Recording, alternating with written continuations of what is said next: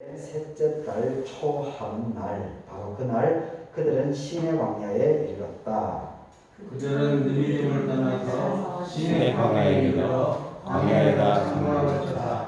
이스라엘은 산에 제일 심한 가운데 모세가 산으로 올라가서 하나님께로 가니 주께서 산에서 그를 불러서 말씀하셨다. 너는 야곱 가문에게 이렇게 말하여라. 이스라엘 자손에게 이렇게 일러 주어라. 너희는 내가 이집트 사람에게 한 일을 보았고 또 어미 독수리가 그 날개로 새끼를 얻어나는 듯이 내가 너희를 인도하여 너희로 데려오는 것도 보았다. 이제 너희가 정말로 나의 말을 듣고 내가 세워준 언약을 지키면은 너희는 나의 보물이 될 것이다. 온 세상이 다 나의 것이다. 그러므로 너희는 내가 선택한 백성이 되고 너희의 나라는 나를 섬기는 제사장 나라가 되고 너희는 거룩한 민족이 될 것이다. 너는 이 말을 이스라엘 자손에게 일러 주어라. 모세가 돌아와서 백성의 장로를 불러 모으고 주께서 자기에게 하신 이 모든 말씀을 그들에게 선포하였다. 모든 백성이 다 함께 주께서 말씀하신 모든 것을 우리가 실천하겠습니다 하고 응답하였다. 모세는 백성이 한 말을 주께 그대로 말씀드렸다. 아멘. 아멘. 오늘 자유인으로 살아야 될 이유, 자유인으로 살아야 될 이유 이 점으로 오늘 출애굽기 19장 말씀을 나누어 보도록 하겠습니다. 주님의 은총이 그리고 평화가 여러분들에게 함께하기를 바라겠습니다. 이번 지난주부터 9월 말 이제 월회를 통해서 지금 우리 남원 주회에 큰 변화가 지금 일어났습니다. 이게 80번째 모임을 통해 가지고 이렇게 그동안 80번의 이제 모임을 하는 과정 속에서 서로가 느낀 부분, 서로가 이 생각한 부분들이 이렇게 힘이 어두워져서 아까 회장님이 식사할 때 대표 기도가 했듯이 첫 번째, 세 번째 주는 이제 포럼을 하고 그리고 두 번째 주에는 갈개교회에 와서 예배를 드리고 그리고 네 번째 주에는 우리가 계속 해왔듯이 이제 원래회 회원들 돌아가면서 하여튼 솔직히 이야기하면 저는 대면으로 이렇게 하는 것을 좀 반대를 했습니다. 반대를 하고 모임이 많아진다라고 하는 것은 저는 좋게 보지는 않습니다. 모임이 많아지면은 에너지가 분산되기 때문에 이게 집중도라든지 이런 부분에 있어서 그리고 제가 이제 2013년부터 지금 사과가 타고 있는 그 2,000평이 생기면서 사실 저의 중심, 저희 가장 큰 그 마음의 이게 안식처는 농목입니다. 기장 농목인데 이것이 이제 저에게 큰 안식처입니다. 근데 2013년도에 2,000평이 생기면서 그리고 이제 그 기장이 이제 전국에 있습니다. 제주도에 있고 그러니까 모임을 이제 계속 갔다 오고 보는 거죠. 그렇게 되면은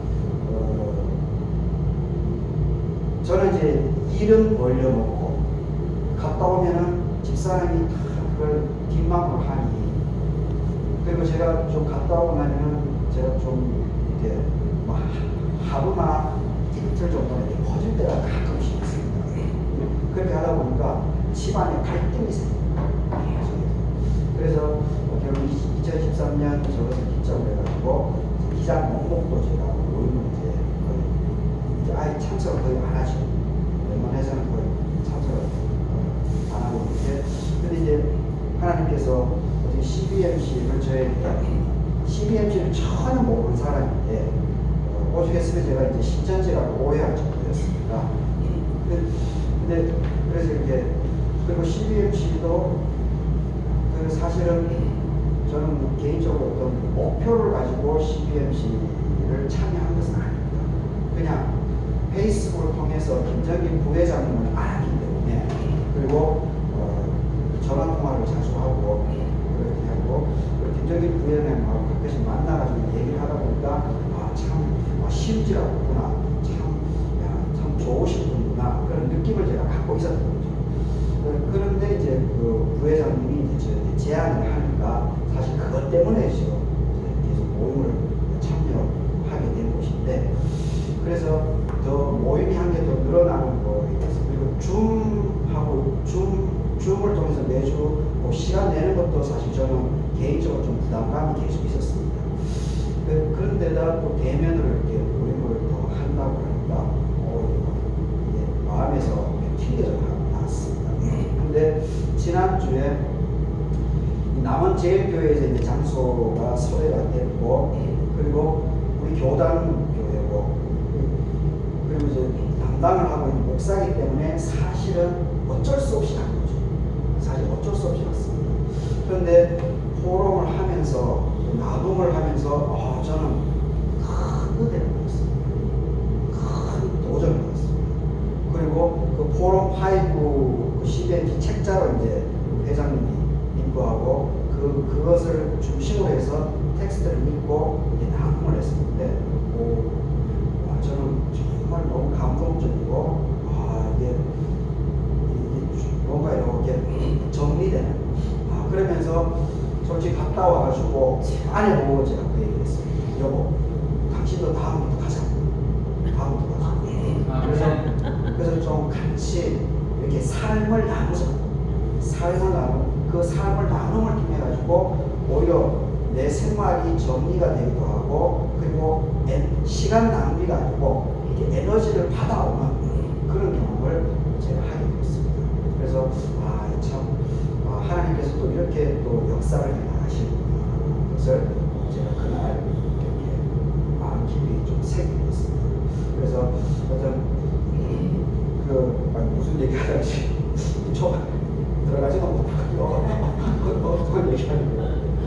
그래서 사실 물론 이제 시간이 이제 쭉 지나가면서 또 평가 작업을 하면서 이제 변형을 시켜 나가야 되겠지만은,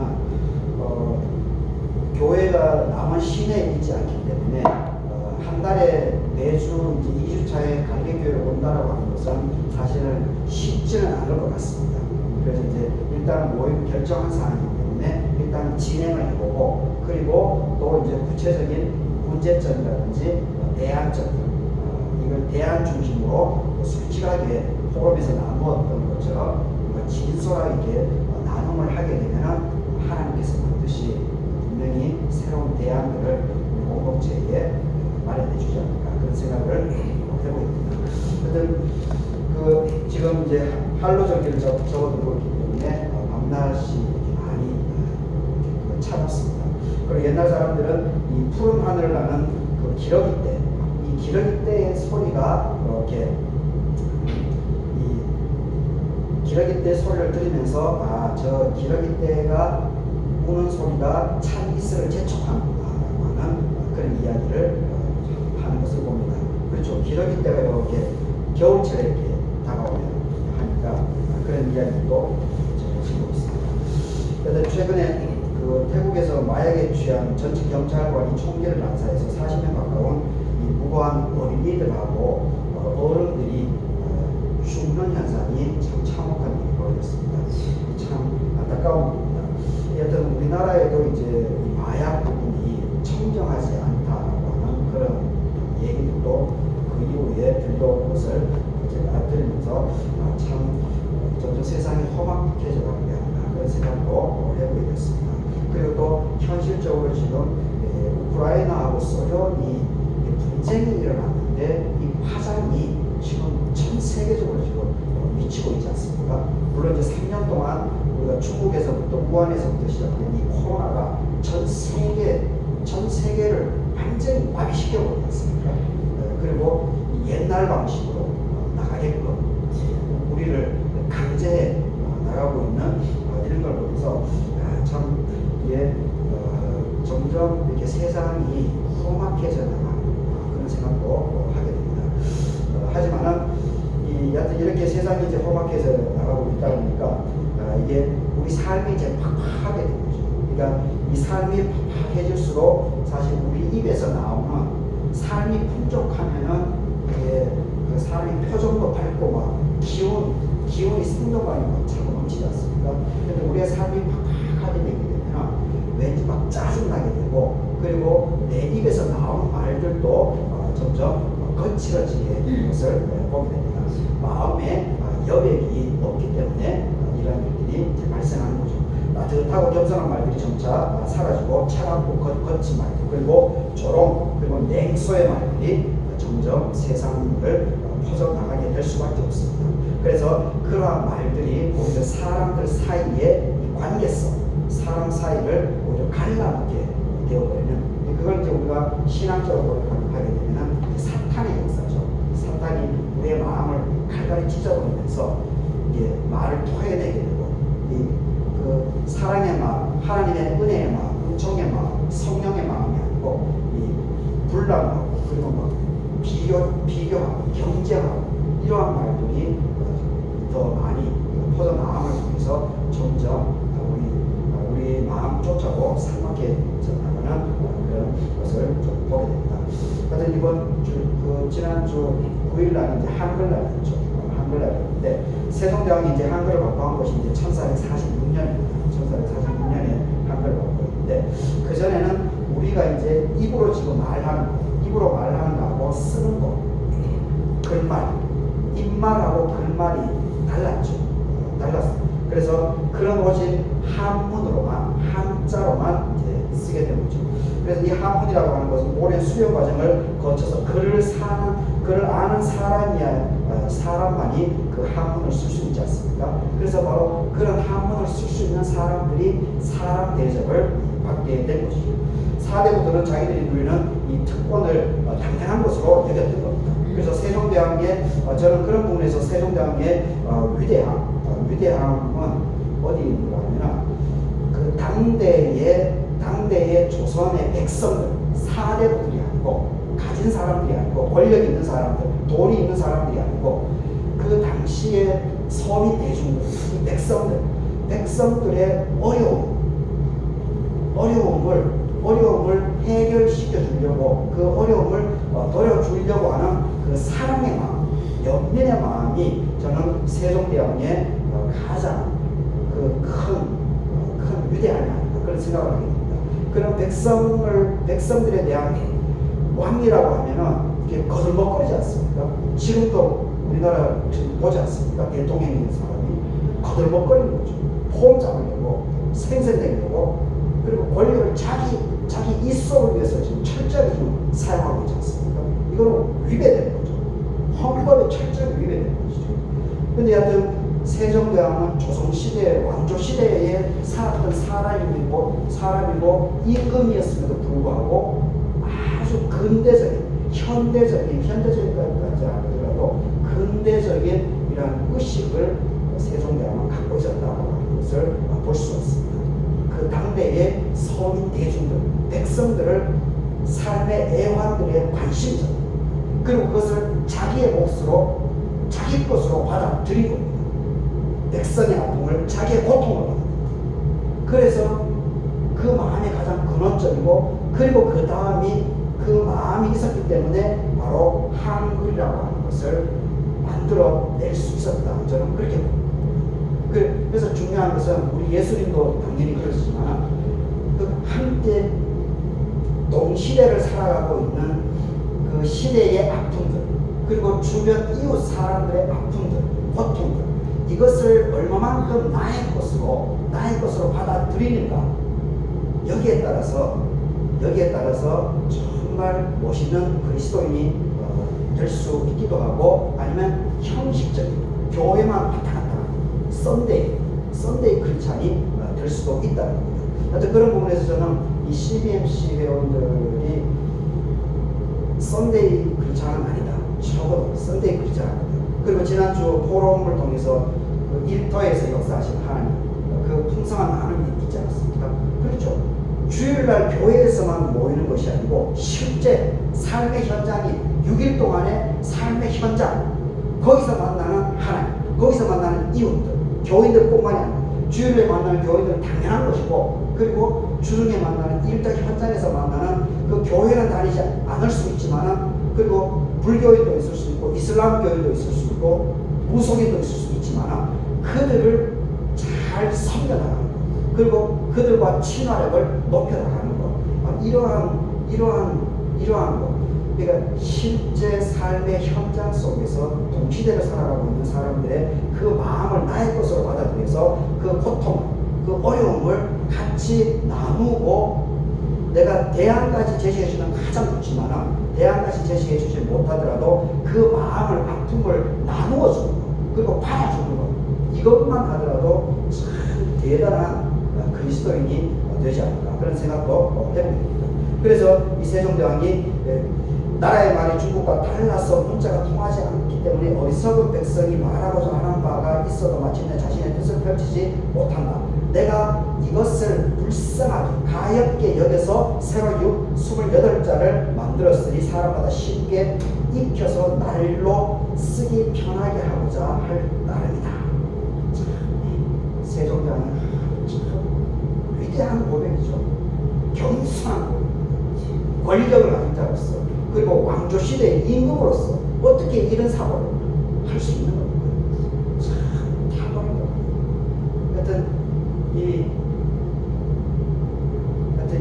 이런 것을 우리가 계속해서 리바이벌 하면서 후손들에게 계속 적극적으로 알려주는 것이 참 대단한 것 같습니다.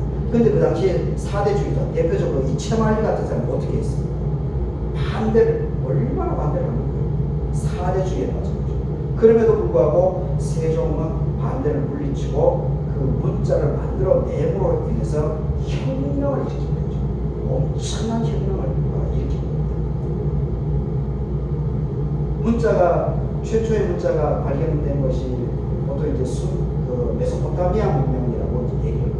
수에게 문자의 그 수메르, 메소포타미아, 수메르에서부터 최초로 나왔다라고 얘기를 하는데, 사실 그 언어사를 문자 연구하는 사람들 글을 보게 되면 이 수메르에서 수메르 문자가 나온 것은, 처음에 문자가 나온 그 이유는 상업적인 교육을 하다 보니까 이제 자기 마을에서만 먹고 살고 막 이렇게 하다가 이제 확장이 되는 거죠. 영역들이 확장되다 보니까 타 지역으로 이 교육을 물물교환 하고 이렇게 하다 보니까 자꾸 이제 까먹어버리는 거죠.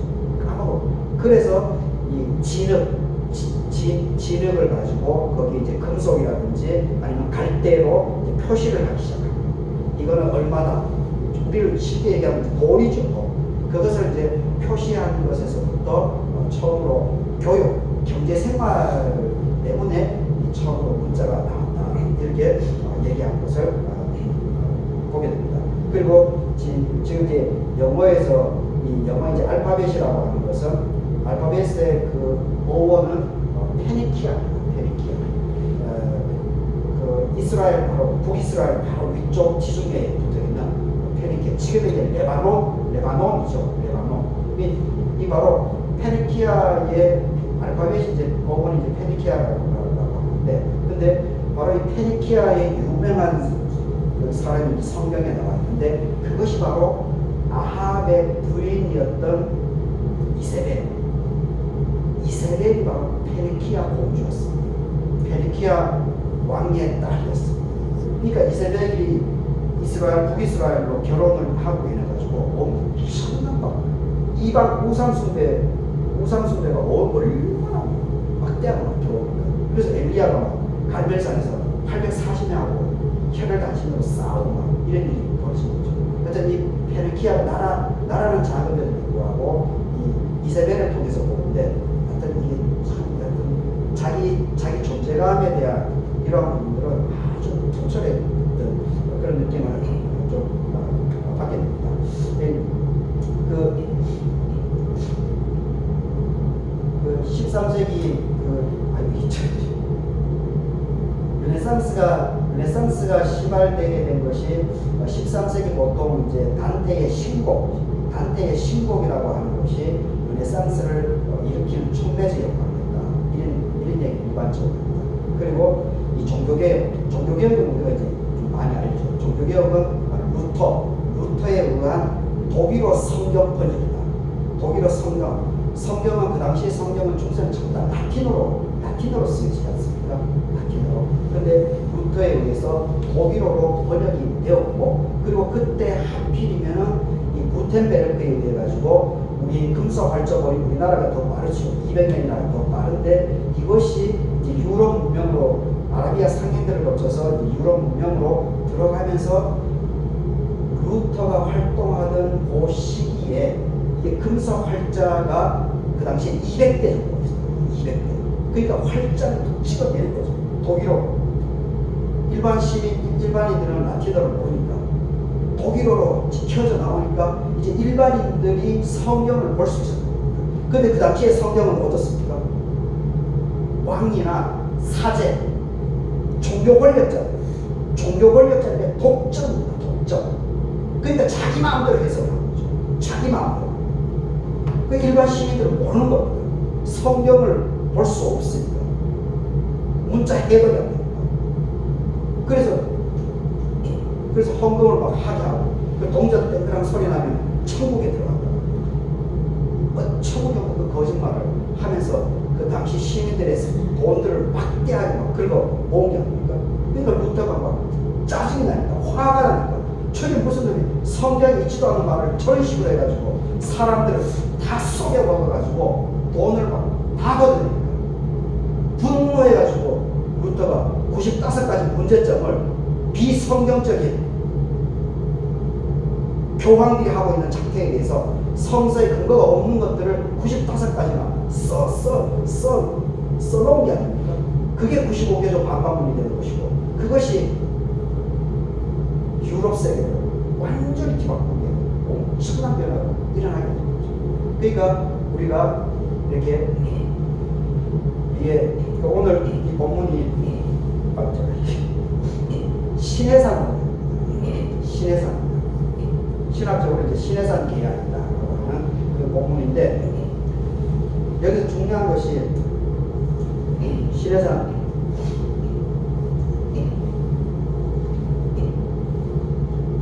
계약에서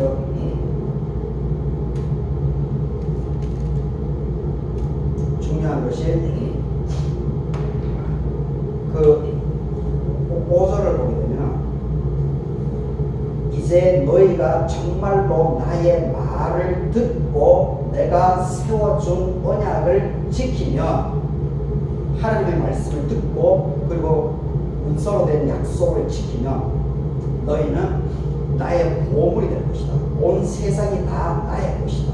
그러므로 너희는 내가 선택한 백성이 될 것이고, 그리고 6절에서 너희의 나라는 나를 섬기는 제사장 나라가 되고 너희는 거룩한 민족이 될 것이다. 너는 이 말을 이스라엘 자손에게 들려주라.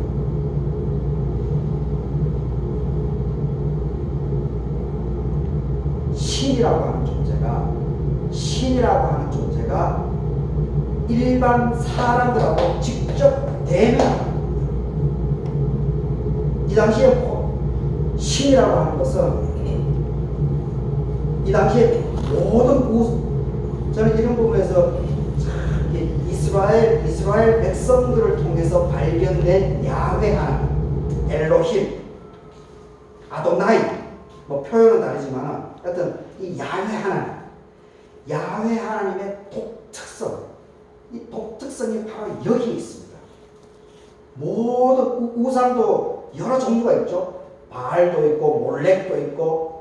근데 성경에 우리는 일반적으로 그걸 보편화해서 그냥 우상이다라고 하는데, 사실은 이 우상의 종류가 엄청 많습니다. 태양 숭배도 있고, 동그라미 숭배도 있고, 바위 숭배도 있고, 여러 형태로. 그런데 이 야훼 하나님이라고 하는 이 존재가 이걸 다 깨부셔버립니다. 가치론을 정화시켜요. 이 모든 지금 야훼, 지금 우리가 믿고 있는 야훼 하나님도 지금 이 형태로 지금 바뀌어가고 있는 아주 위험합니다. 특히 한국교회. 하나님이 우상이 됐습니다. 하나님. 아주 위험해지고 있습니다. 근데 그것을 모르죠, 사람들이.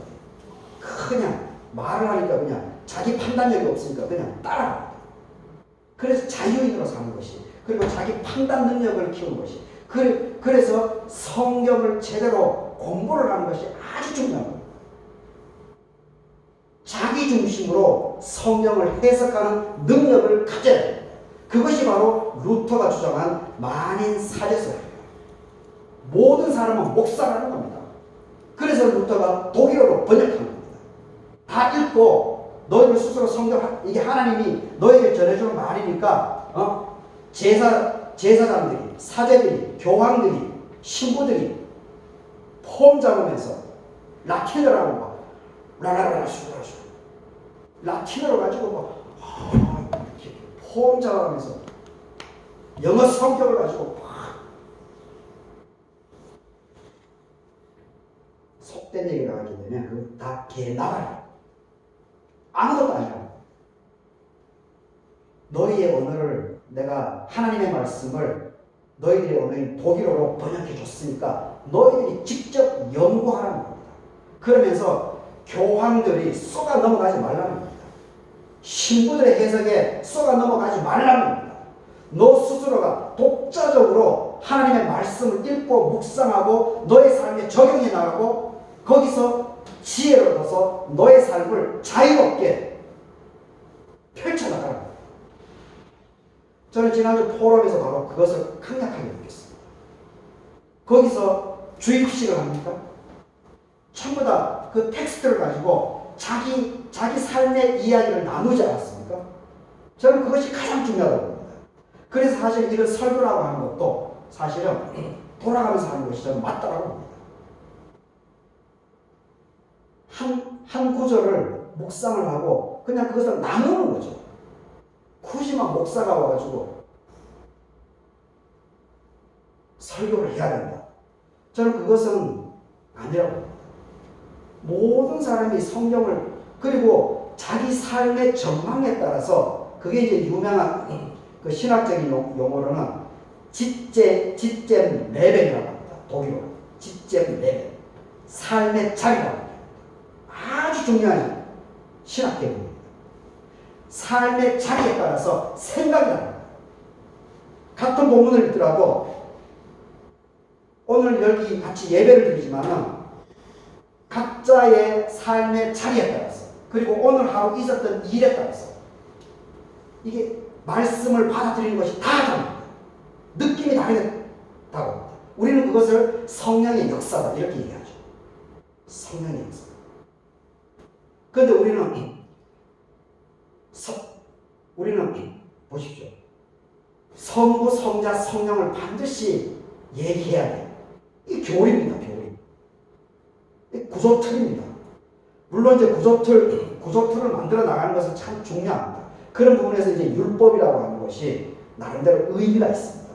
율법을 함부로 무시해서는 안 되는 겁니다.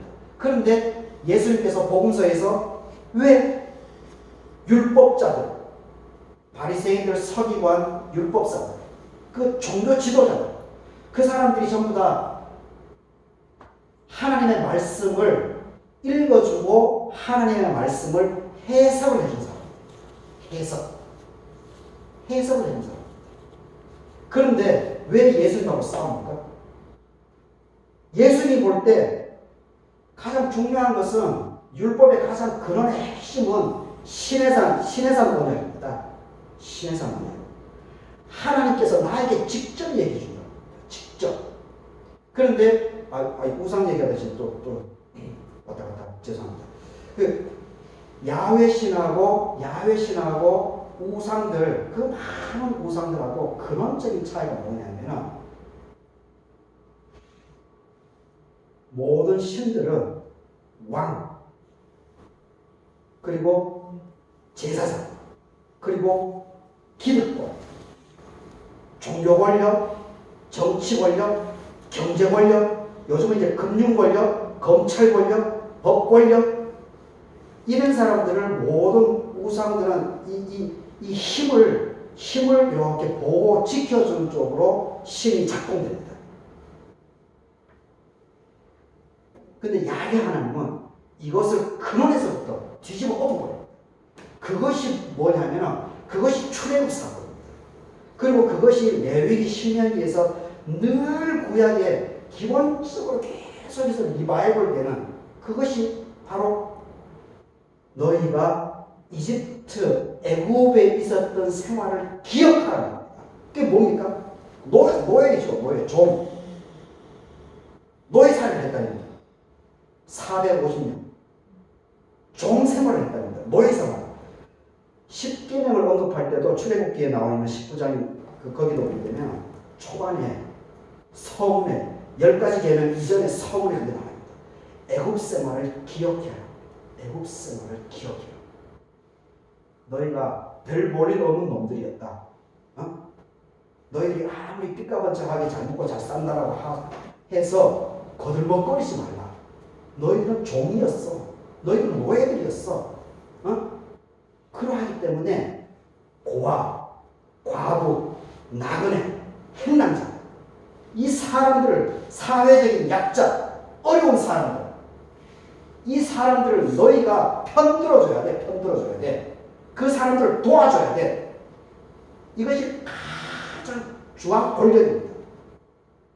그런데 나중에 이제 다윗 통일왕조가 되고 다윗 솔로몬을 지나면서 이제 사무엘서에 이제 그걸 이제 신명기 사관이라고 얘기를 하는데 신명기 사관이 들어오면서 이제 지배계급의 야훼 신앙이 지배 권력자들의 이 세계관하고 충돌 현상이 일어나게 되는 거죠. 그러면서 이제 시간이 지나면서 이것이 믹스가 되는 그런 과정이 벌어지게 됩니다. 그러면서 지금 한국 기독교처럼 이렇게 엉망진창들 근원은 고아, 과부, 나그네 사회적인 약자들을 이렇게 세워준 겁니다. 그런데 우리는 지금 그 사람들을 무시하고 짓밟아버리는 거죠. 이게 양극화 현상, 불평등 현상 이런 것이 나타나고 있는 겁니다. 하여튼 이 야훼 하나님하고 다른 모든 신의 가장 근원적인 차이는 독점하지 않는다. 그리고 5절, 6절에서 이렇게 하나님께서 직접 일반인 하나님의 말씀을 물론 여기는 이제 이 중간에 모세가 있지만 결국 이제 모세가 하나님을 대면해서 받아가지고 어떻게 합니까? 너는 이 말을 이스라엘 자손에게 하나도 빠뜨리지 말고 다 알려주라는 겁니다. 알려주라. 전부 공개하라는 겁니다. 정보를 공개. 자, 위대한 하나님, 야훼 하나님의 아주 엄청난 파워풀하고 그리고 야훼 하나님의 위대성, 꼽을 치는 것, 이거 전부 다 사탄의 세. 지금 대통령실 지으면서 그 얼마나 돈 들어간지 공개하라고 해도 공개 안 하지 않습니까? 전부 다 그거 들고 일어나는